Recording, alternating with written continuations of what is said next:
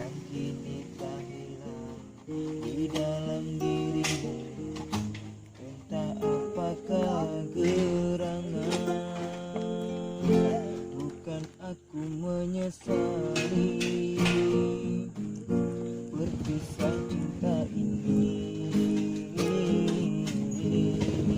Hatiku berkata hanya kamu satu-satunya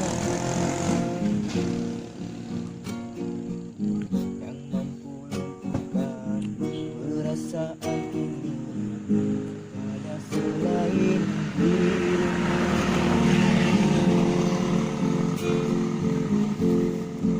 Dah lama ku mengharapkan, dah lama ku menantikan hidup cinta kita kekasih.